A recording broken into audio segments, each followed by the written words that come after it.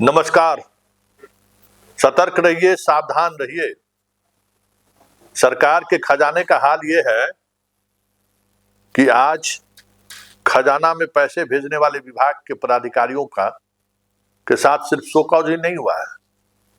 48 घंटे के अंदर में अगर जो भी बकाया राशि है वो राशि या फिर ज्यादा से ज्यादा वसूली करके अगर खजाना में नहीं भेजे तो कार्रवाई तय है। परिवहन विभाग ने 40 डीटीओ को आदेश जारी किया है। मतलब कल से बाइक चलाने वाले, गाड़ी चलाने वाले थोड़ा सावधान रहिए। हम लोग तो इसे भी सीसीटीवी के आड़ में रहते हैं, लेकिन अब बात बात पर फाइन होगा। ओवरलोडिंग वाले ट्रक वाले जो लोग हैं वो भी अब सोच लीजिए, क्योंकि सरकार को सरकार चलानी है और जो स्थिति है वो स्थिति किसी से छुपी हुई नहीं है। पेमेंट नहीं हो पा रहा है, लगातार ट्रेजरी लोग जा रहे हैं। ट्रेजरी वाला हाथ खड़ा कर दिया है कि सरकार का अनुमति नहीं है। ज्यादा पेमेंट है तो वित्त विभाग से लीजिए। और ये मुद्दा जब उठा तो किस तरीके से सरकार बौखलाहट में है वो परिवहन विभाग के 40 डीटीओ पर कार्रवाई से समझा जा सकता है। सिर्फ परिवहन विभाग ही नहीं, रजिस्ट्री ऑफिस पर भी दबाव बनाया जा रहा है कि जितना रजिस्ट्री आप बढ़ा सकते हो। जो बुजुर्ग रजिस्ट्री करने की स्थिति में नहीं है तो घर पर जाकर रजिस्ट्री कराइए। अभियान चलाइए रजिस्ट्री कराने का। जितना नगर निगम, नगर परिषद, जितना जहां कहीं भी होल्डिंग टैक्स, भूमि टैक्स, जो जहां टैक्स है बचा हुआ, ऑफर निकालिए और जल्दी से जमा कीजिए खजाना में। क्योंकि मार्च में अगर पेमेंट नहीं हुआ तब तो फिर एक्सपोज हो जाएगी सरकार। मतलब जहां जहां से पैसा आ सकता है उन तमाम विभागों को टास्क दिया गया है। नगर निगम विभाग पूरे बिहार में जिनका होल्डिंग टैक्स बचा हुआ है, सूद माफ, मूलधन दीजिए और लीजिए। जिनके यहाँ बिजली बिल बकाया है तुरंत जमा कीजिए, उस पर स्पेशल डिस्काउंट मिलेगा। जिनके यहाँ भूमि का टैक्स बचा हुआ है, लंबे अरसे से बचा हुआ है, टैक्स जमा कीजिए, आपको बेनिफिट मिलेगा। मतलब सरकार की स्थिति यह है कि सारे के सारे विभाग पैसे कैसे खजाना में आए इसके जुगत में लग गया है। क्योंकि साख का सवाल है नीतीश बाबू का। जरा विपक्ष के विधायकों ने आज फिर सरकार पर नकेल कसा है और नकेल कसने का आधार भी है। जरा सुनिए क्या कह रहे हैं विपक्ष के विधायक। नहीं, 1 करोड़ से ऊपर निकासी नहीं, 25 लाख से ऊपर की निकासी पे रोक है। और जितने भी ठेकेदारों ने, कर्मियों ने काम किया है, मजदूरों को होली के पहले उनको वेतन ठेकेदार नहीं दे पाएंगे। ऐसी व्यवस्था बिहार सरकार ने की है। और ये पूरा का पूरा जो हम लोगों ने पहले से ही कहा है कि खजाना बिहार सरकार का खाली है, और विपक्ष ने सदन में भी इस मुद्दे को उठाया था, लेकिन सरकार गंभीर नहीं हुई। सरकार का खजाना खाली है। इस और होली के पहले मजदूरों को कोई भी वेतन भुगतान नहीं होने जा रहा है। ये बहुत ही अफसोस की बात है। देखिए, ये आर्थिक संतुलन और आर्थिक नियमन बनाने का एक रास्ता है।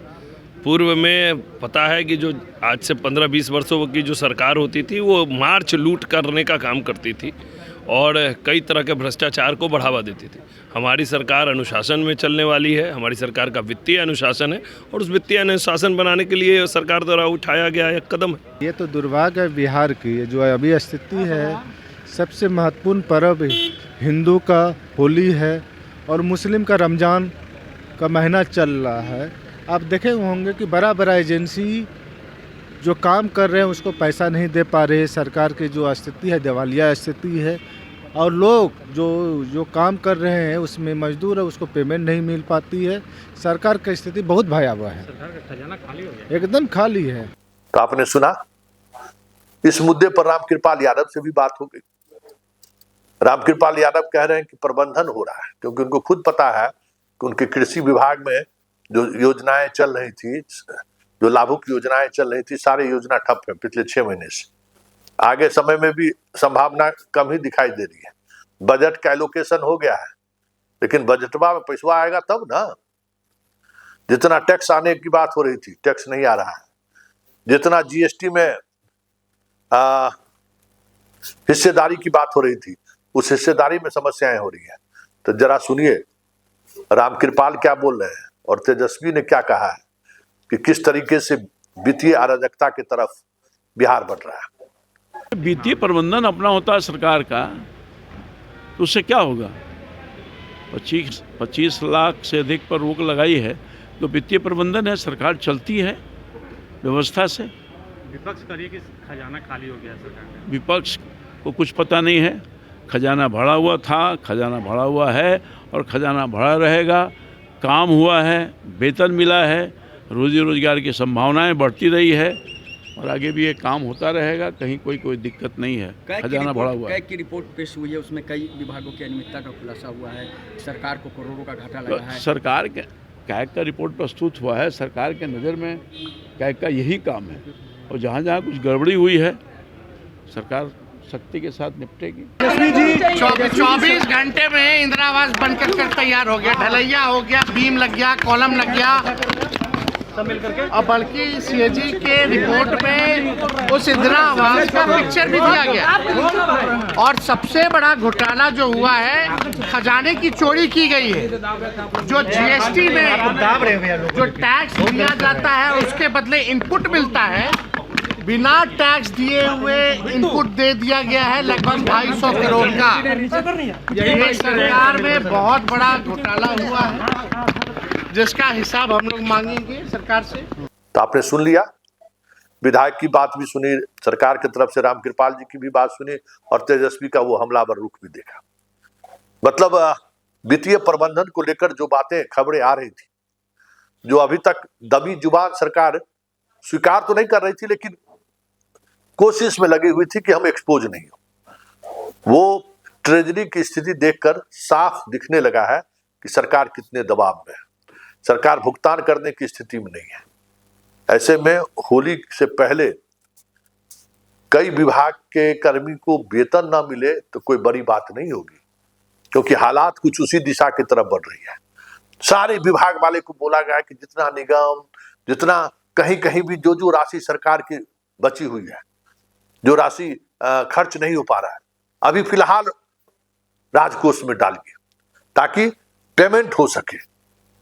पेमेंट, क्योंकि अगर पेमेंट नहीं हुआ तो सरकार की खिंचाई के लिए तो सब तैयार है कि 10,000 रुपया दे के पूरा खजाना खाली कर दिया और उसके उसी 10,000 के बदौलत चुनाव जीते हैं। तो आज तेजस्वी सवाल खड़े कर रहे हैं, जबकि तेजस्वी भी देने के लिए तैयार थी।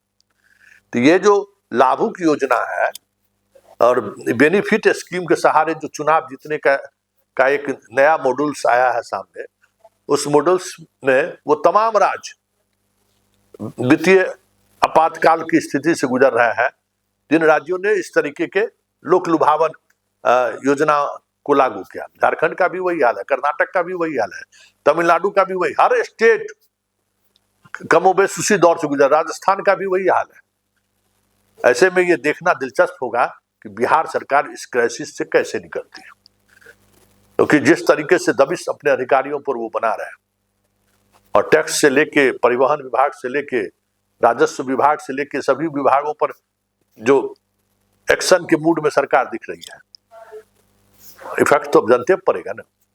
तो भाई जो 10,000 लिए हैं वो 10,000 कैसे सरकार निकालेगी ना किसी न किसी रास्ते से।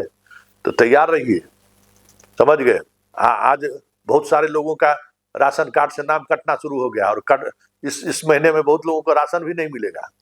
बहुत लोगों को जो स्कूल का जो बेनिफिट स्कीम उठाते हैं उस पर भी कैंची चल रही है।